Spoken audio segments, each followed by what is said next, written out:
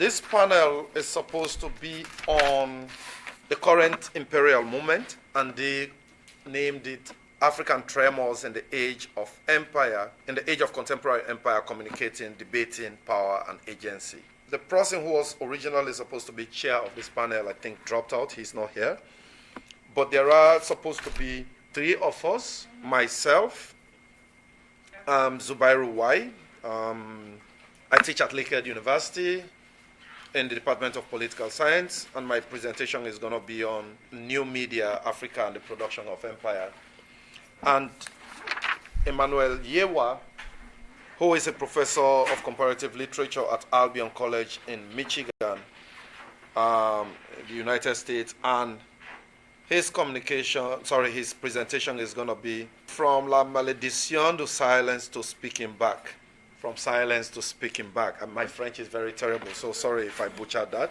And we'll go according to the order that is already printed in the program. So Emmanuel will go first. There is supposed to be a third person, Rotimi Taiwo, but we haven't seen him yet. Whenever he comes, he will go second, and then I'll go as the last person.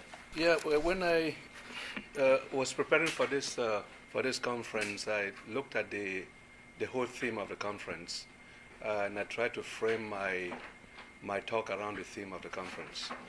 So I saw Mongo Betty, who is a Cameroonian writer, has a piece out, and in it he talks about whether Africa as such has resigned itself to what he calls here la malédiction du silence.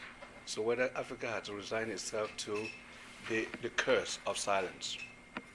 And so when I looked at it, I started looking at why silence in Africa? What is the origin of it?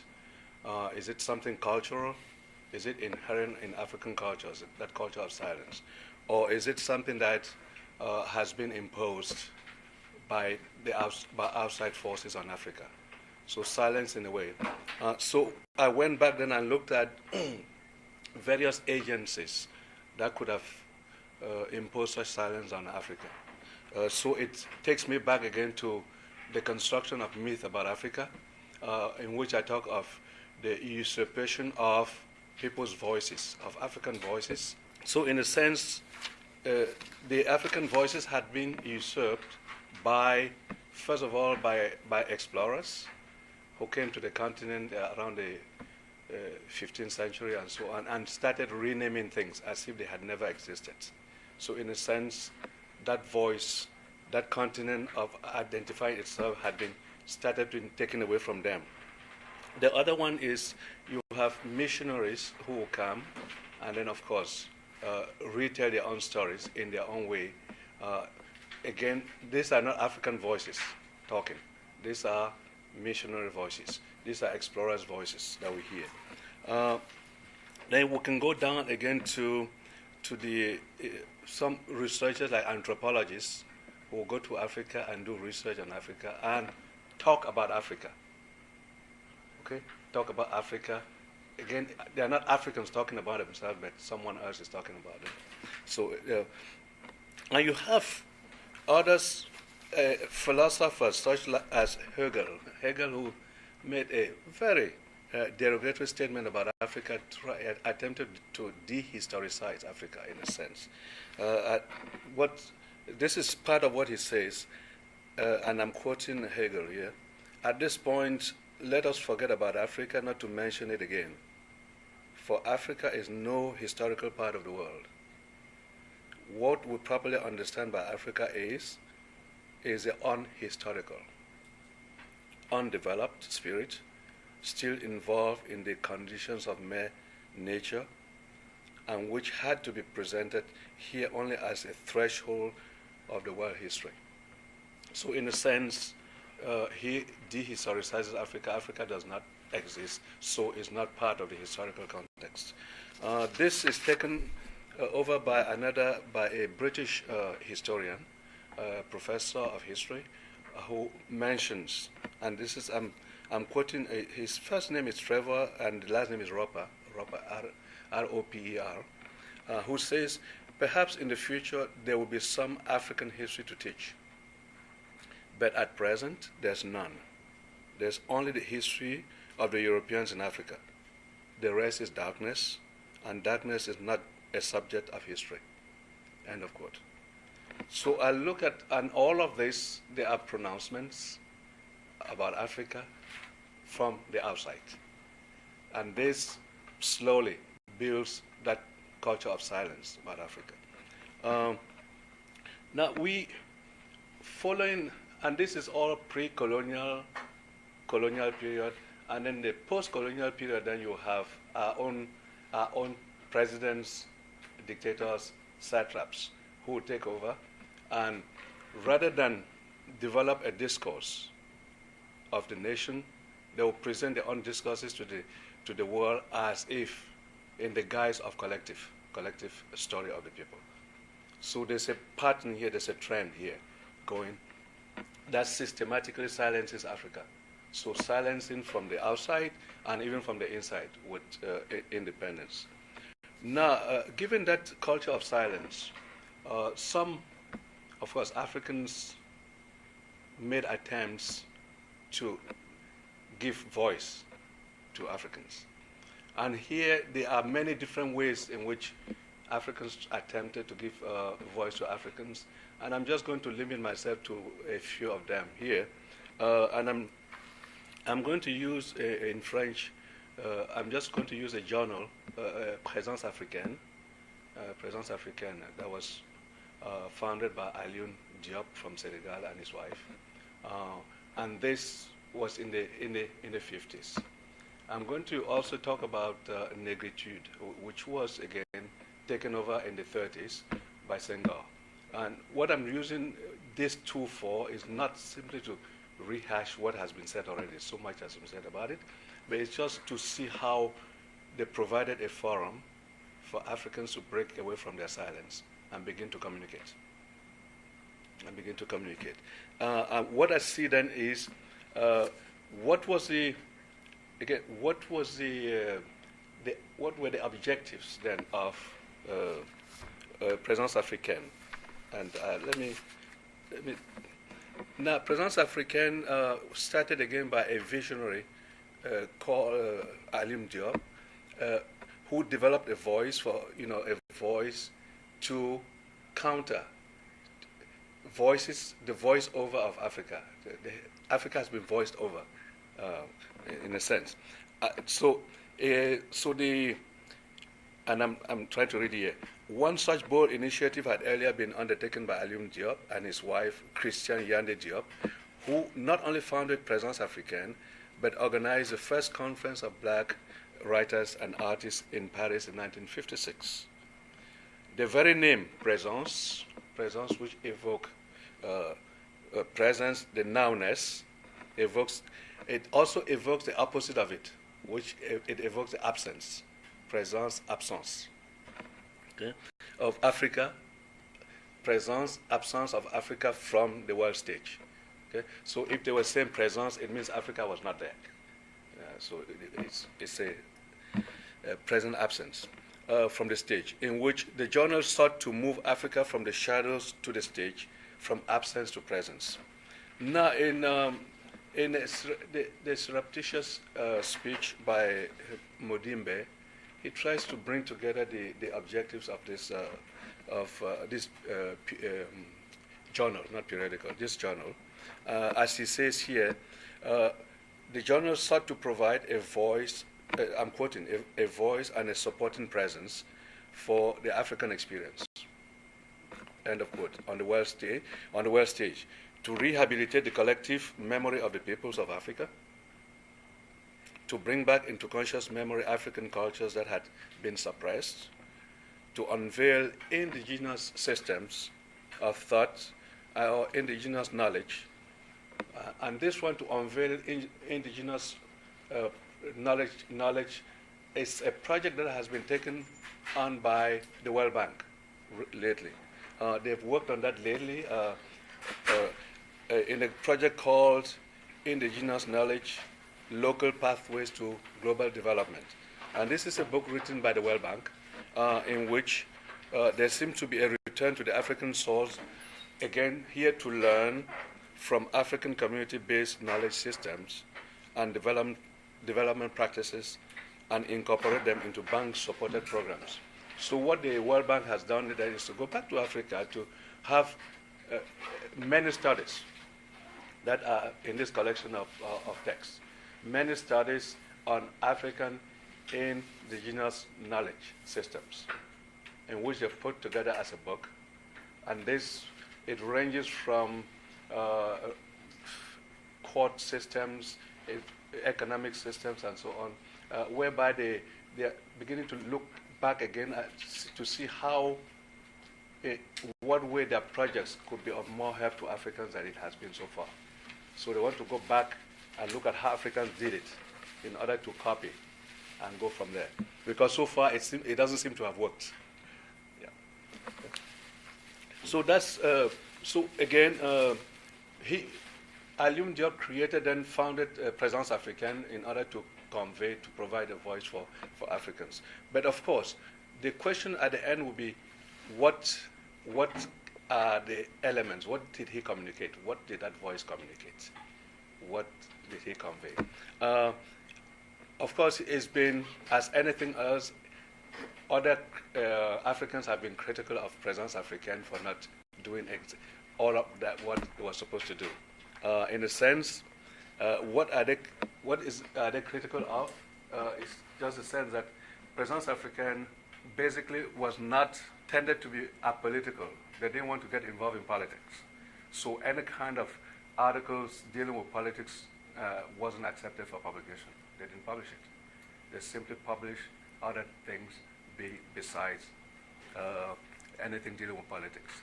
So you can understand that during the first the Pan-African Conference of writers and artists, someone like Nkrumah was present, but again he wasn't mentioned in any of their. Yeah, he wasn't mentioned at all because they did not want to be political. They wanted to be apolitical. So that's the criticism that has been levied on them. Moreover, there were upheavals in Africa at the time where Présence Africaine really started, but there was very little. There was silence on some of those upheavals. It was at the same time that Lumumba was assassinated. There was nothing mentioned about it. It was a time that there was upheavals in Cameroon, fighting for independence. Nothing was mentioned. It was a time of political struggle in Algeria. Nothing was mentioned. They didn't publish anything dealing with all those issues, those political issues. They tried to avoid it. So in a sense, Présence Africaine will provide a voice for Africans, but what kind of message, what kind of content did that voice communicate to the rest of the world? Since Africa had been silenced from the world stage, now you're trying to make them communicate. Are you communicating the whole picture today to the world? The whole picture of Africa, or are you selectively communicating certain things to them, leaving other things on the margin, silent? So that was the contribution of course, it's always been acknowledged that it was a major contribution to providing that forum for the African voice to be heard. The other one that I'm thinking about here is, of course, the negritude movement started again as a revolt. Students, who went to France, African students, Caribbean students met in France, in Paris in the 30s, and there was they had been told that solidarity, that the French model would apply to everybody, and when they went there, of course, there was discrimination. So, as a reaction to that, they started l'étudiant noir, and so on, l'étudiant noir à le combat. So they started that, and out of that, the negritude movement was born. And it simply talked about black values. Okay? Going back to the source to retrace, to dig up the African values, but at the same time there was solidarity with the rest of blacks in the diaspora. But again, that was a forum that allowed Africans to express themselves, gave them the voice. But what did they communicate? Were they really communicating the whole personality, African personality, or were they selectively doing certain things? For instance, Senghor, who was one of the founders of it, said, la raison est Hélène, l'émotion est née. So he attributed reason to the Hellenist tradition and emotions to the black tradition. So in a sense, you are, and we know from psychology that each personality is consisted of three different things, isn't it? We know that we consist of the id, which is the area of emotions, the area of, we know that we consist of the ego, which is part, that is us, and we know that we consist of superego.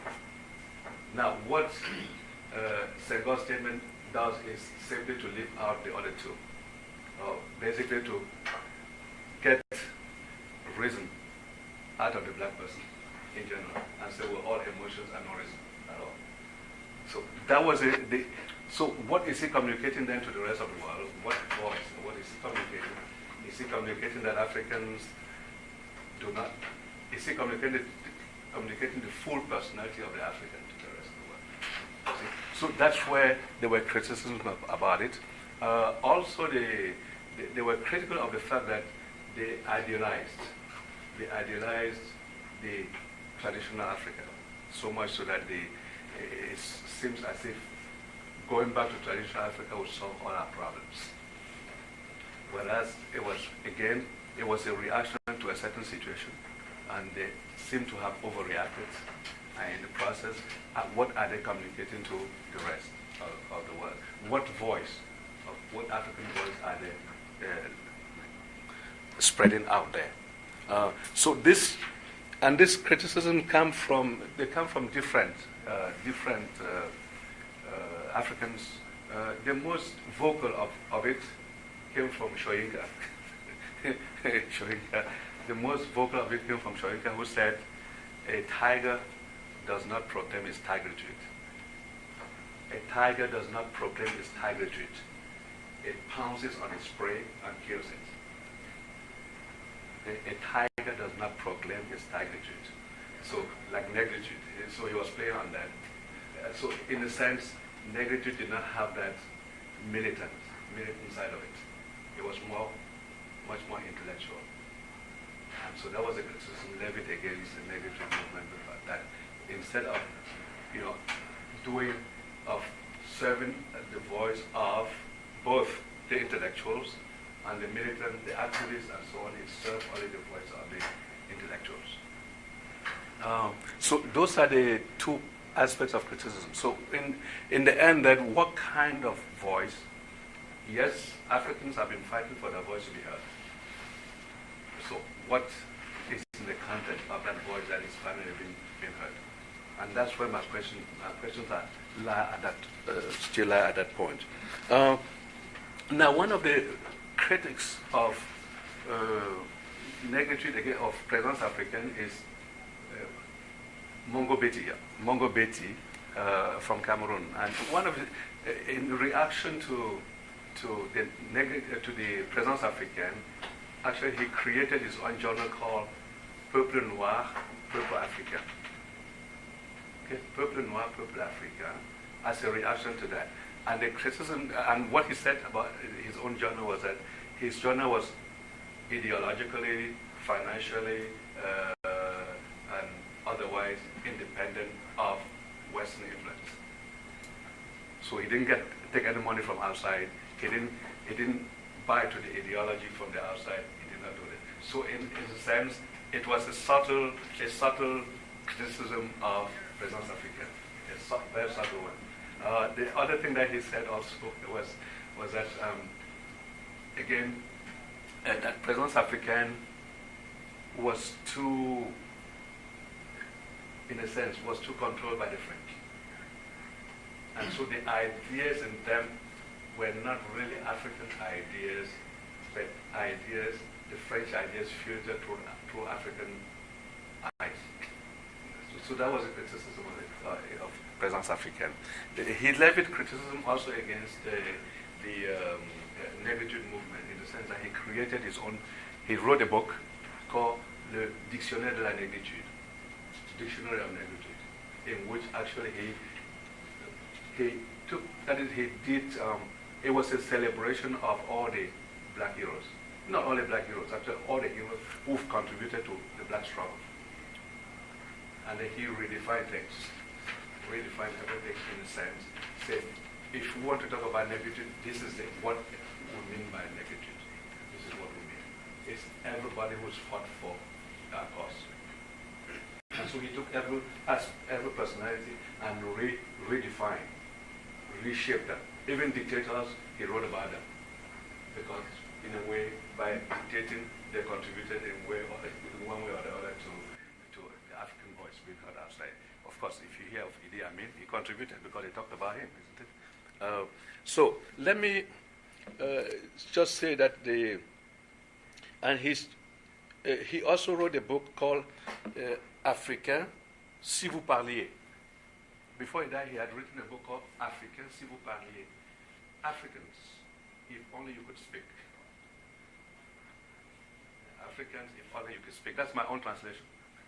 Africain, si vous parliez. Africans, if only you could speak. Then you will say a lot of things that have not been said. So to end, I see that I have 2 minutes. Is that it? Okay, let me just end by this. So at this point, and no matter the means of communication, whether it's through technology, as we're doing today, or whether through the drums, as we heard yesterday from the keynote speaker, the question that remains is, what are Africans communicating? That's my question that remains. What are Africans communicating? Both individually and collectively. What are Africans communicating? Is what they are communicating enough to reclaim the voice, the African voice? To make Africa a player on the world stage? To bring Africa back from the margins? It has been marginalized, dehistoricized. To restore its history. To represent the totality of the African personality rather than simply a part of it. So what is Africa communicating? Yes, this conference is about communication, Africa communicating, but what are they communicating? What's the content of that? And so my talk went then from silence to breaking out of the silence in order to be able to communicate. And in the end, I'm left with the question, what are we communicating to the rest of the world? Thank you.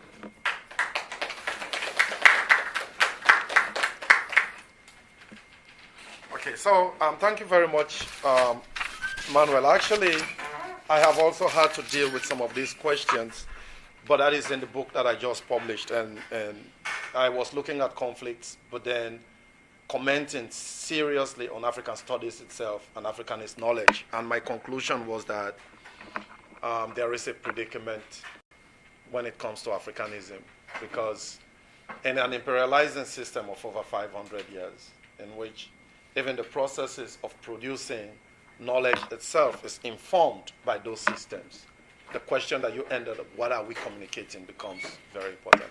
And my conclusion was that there is a predicament for African studies and Africanism, because that which is necessary to communicate is impossible.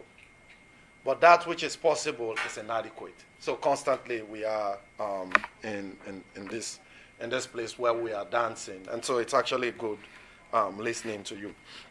Now, the talk that I am giving, it's actually part of a larger project. It emerges from, because I published this book, and this is supposed to be a sequel because there were certain issues that I couldn't deal with adequately within this book. So the original focus was supposed to be on new media. That is what this talk was supposed to be about, especially digital activism and how media discourses are complicit in the production of contemporary empire.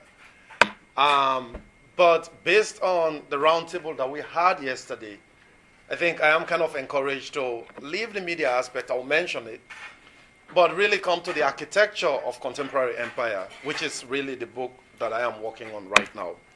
And initially, I had titled my book, this talk, as Not Yet the Post-Imperialist Era. Somehow, the organizers of CAAS thought that was too flashy, so they took the first part out. I don't know. But the title actually was Not Yet. They did. If you check, right, it's like Not Yet the Post-Imperialist Era, New Media, Africa New Media and the Production of Empire. That was the title, and they took the first part out. Maybe they thought it was too long. But it's like Not Yet the Post-Imperialist Era probably is what they didn't like. We know, however, and then the thing, like I said, I am shifting from talking about media. I'll mention media because media then becomes one of the sites through which the justification of the new imperial politics is produced. But in the book, Epistemologies of African Conflicts, which is the book that I was referring to, I actually made a very interesting argument that whether it's about conflicts, whether it's about development, whether it's about democratization and all of that, what you find out is that there is a complicity of Western intellectual production in systems of domination and the way in which African realities are defined. Now, this is not new. Mudimbi, all of these guys, Zeleza, they have been making this argument. What I did that I thought was new was actually to bring that to conflict and then make a larger argument that it doesn't only step there. So for Mudimbi, for instance, the Western will to power and domination has always proceeded in tandem with the Western will to truth. And so when we engage in describing what is going on, whether it's in conflict and stuff, what we are basically doing is, in the 19th century, anthropological discourses contributed to producing this knowledge on African disorder. And then you unveil the African object for which a potential master will come and domesticate. It hasn't changed. Actually, Africanist discourses and African studies discourses are very much doing that. So what anthropology used to be, and to Mudimbi, of course, anthropology also is the epistemological locus of Africa's invention. And I deal with that quite extensively in Epistemologies of African Conflict. Right? So, and if you take Nietzsche, even the will to truth itself is also a will to power. And so sometimes when we feel that we are just describing certain processes innocently, there is nothing really that is innocent, and there is nothing really that is neutral. And this is why yesterday when we were in the roundtable, the questions of methodology, the question of epistemology, but also the question of pedagogy is also very important. What kinds of knowledges are we producing? What kind of discourses are we engaging in? But then African studies itself, because that is what we inhabit through the disciplines, has its own problem. It inhabits the problems of the disciplines, but it inhabits the problem of its own epistemological region of emergence as well. And so it becomes, we are implicated, and I actually liked what we were saying yesterday in the sense that we are also sometimes implicated in it without even knowing it. Okay. So the interpretation of African conflicts and African reality then has helped in legislating this new imperial movement. It has led to very specific types of policies in relation to Africa, and those policies have real consequences, implications for the lives of people. So what I want to investigate in this new book that I am working on then is the new security architecture and the contemporary reality that has been produced as a result of the kinds of discourses that we produce, whether it's in the academy, through disciplinary knowledge. But in this conference, I wanted to focus specifically on that of media discourses and the way in which they are implicated in this process. And the argument that I want to make, it's not original. It's not new. Everybody has been talking about this, that we are living actually in a new imperial moment. That what we have right now in terms of the rise in militarism, the rise in interventionism, and the way in which global power is legislated and manifested and inscribed, translates in very concrete terms to a new imperial movement. Now, in the 19th century, Mudimbi identified three principal figures in 19th century, the scramble for Africa, the new imperialism of the 19th century. The explorer and the traveler, they were the ones who unveiled the continent, opened it up. So, what's his name? Stanley, or Cecil Rhodes, or Livingstone. These were very central to opening up the continent. And then there was the soldier. They were the ones who were supposed to pacify the continent, right? And then you had the missionary. They provided the moralizing frame. But missionary discourses were not really very different from the political objective of their states. And we know this, right? So that whatever it is that they were doing in terms of going to this place, yes, they were talking about God and all of that, but it was also based on what I argued in Epistemologies of African Conflict, based on an evolutionist problematic. Basically, these people are backward. We need to bring them to the pale of civilization. And so evolutionism, as I understand it, is a temporal hierarchy that places Europe and the European world at the apex and Africa at the bottom. But then it also stresses the lack of Africa. And D.P. Chakraborty talks about this as the not yet, right? So Africa is always not yet. We're not yet democratic. We're not yet developed. We're not yet constantly. That's really what. And so if you say somebody is not yet, then it becomes your responsibility. We were at a round table on Mali. It was disgusting because everybody was never really questioning whether France or the United States or Britain or the EU should be in Mali. What they were questioning is, how could we, when France leaves, what will happen? And so that is, nobody questions. We accept automatically that France should be there because Islamists are so bad, we have to kill all of them. And so, drawing on Mudimbe, I want to say that in the current imperial movement, there are also three, or at least four, but three significant principal figures that are providing the moralizing frame for the current imperial system. One is the journalist or media practitioners, or if you want, to some extent, also digital activists. The journalists are the ones who determine whether a particular story even warrants attention. They are the ones who break the story. They pass moral judgments. They define what the conflict is supposed to be about. So like in the case of Mali, it's because Islamists have taken over and therefore they are so bad we have to kill them. In the case of Libya, there is this rabid dictator who is going to unleash genocidal violence on his own people because they are protesting only to be able to make their voices heard. In the case of Ivory Coast, there's the typical African strongman who, even when he has lost elections, still wants to impose himself. Regardless of the fact that the issue in Ivory Coast is so difficult, it's complex. It's rooted in ethnicity, it's rooted in the nature of the state, it's rooted in, above all, citizenship. Who qualifies to be Ivorian and who doesn't.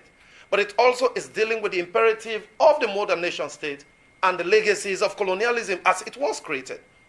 We are not interested in that. The media is not interested in this.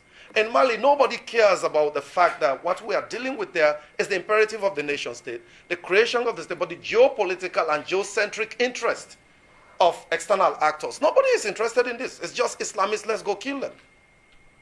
In Libya, nobody cares that in the fact that since 1969 when Gaddafi took over, now you might disagree with his politics. That is one thing. But he had always been a thorn in the flesh of the West. There had always been. Reagan bombed him twice. There had always been an opportunity to get rid of him. But also the reason why Libya is important is precisely because Libya provided the opportunity for a movement or movements that are rising against Western-supported dictators in the region. And as a result, the West was actually feeling an anxiety of an Islamic world that was moving out of its control through the so-called Arab Spring. It allowed them to be able to retake the initiative, intervene, and become the defenders of democracy, even though the movements were in themselves against them in the first place. Nobody cared about this, but the media discourses, of course, end up producing this idea that, Gaddafi is this bad guy, let's go kill him. And by the end of the day, the very idea of no-fly zone ended up becoming Well, these guys had special forces from Fort Bragg, from EUCOM and AFRICOM. In fact, this was the moment when AFRICOM was the United States African Command undertook its first real military intervention and coordinated it. And so we know now from now it's just going to really multiply. But the media was the one that provided the legitimating framed the discourse around which, of course, the West and the United States and NATO could intervene in all of these places. The second principal figure is the soldier, or the peacekeeper or peace enforcer. So it doesn't change. In the 19th century, it was the soldier. Well, they were pacifying Africa. In the 21st century, it's still the peacekeeper. I mean, the name has changed, but it's principally the same. Right? So it's the peacekeeper. They are the ones who help us sort out our tribalisms, our genocidal violence, our internecine tribal violence. They are the ones who bring the power of empire in these places. So Hatanegri refers to military action against barbarians at the gate and rebellious subjects within. And that's really what the peacekeepers do. This day, there is no ceasefire. What peace are you keeping? But it becomes, so I call them peace enforcers or war enforcers, whatever it is, but these interventionist forces. They are very central to this current imperial. And the third, it's what you might want to call the new missionaries, the NGOs. Actually, if you go to Africa, the NGOs are the ones who take care of the sick. They provide, right? Just like the missionaries in the 19th century. They are the ones who describe what the problem is. The problem is climate change. The problem is privation. The problem is... But their objectives, it's not really very different. Like 19th century, their objectives is not very different from reproducing the liberal world order in the way in which it is supposed to be reproduced. Right? They are not just... Again, if anything, they become demoralizing. Stephen Gill has this interesting concept of market civilization.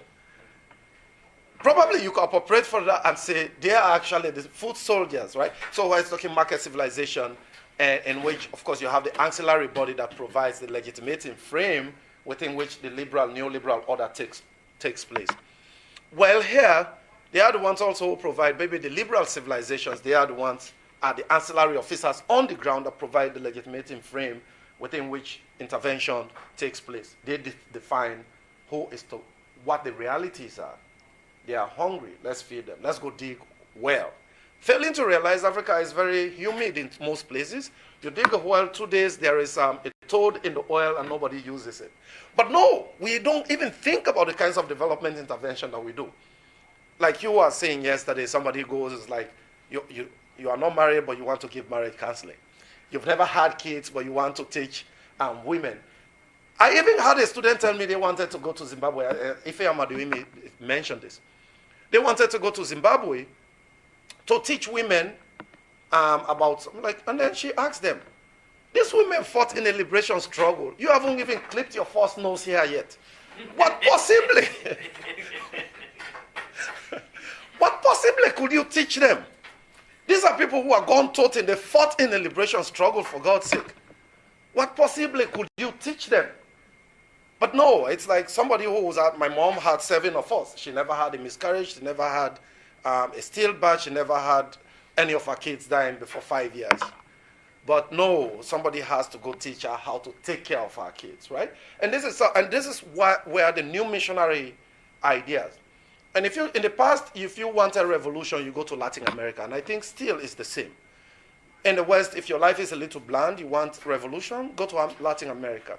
If you want a little bit of spirituality, you go to India and do yoga. But if you want to save the world, you go to Africa. We know this, right? So the new missionaries, the bonos, can you imagine? This is the guy who sits on a beach with 2 underage kids sipping Mai Tais. And this is the one who has become the public face of a whole continent. Angelina Jolie is like, oh, Africa. And in fact, she even goes on to say, in all of this, Africa, they are a tribal people. It's actually in my book. They are a tribal people, right? So this is somebody who's supposed to be advocating on behalf of a whole continent. that she doesn't even understand. Oh, these people are a tribal people.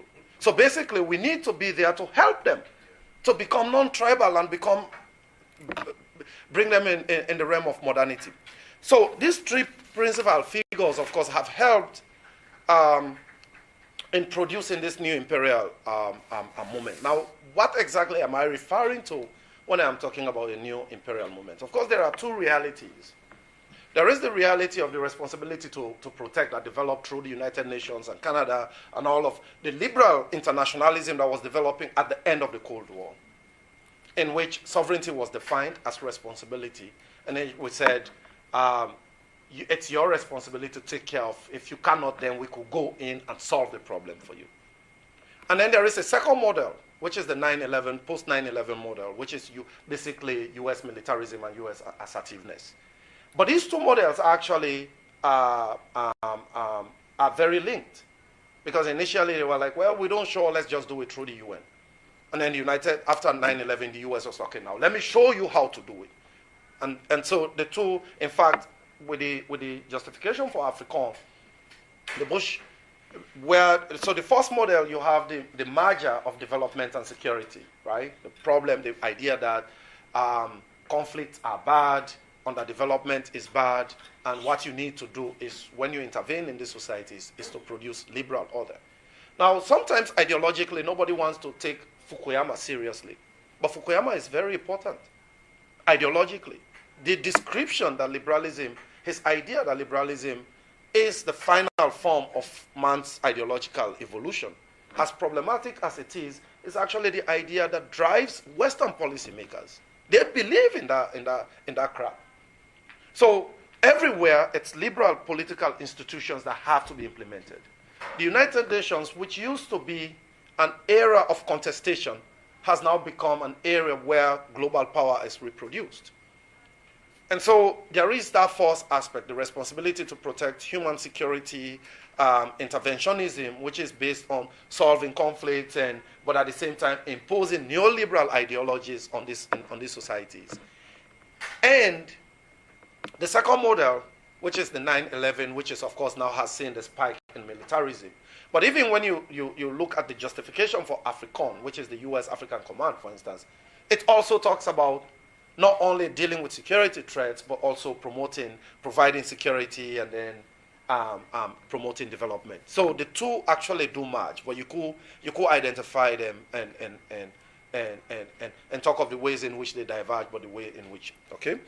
Now, if you read the literature, and this is where I probably am going to end before I move on to okay.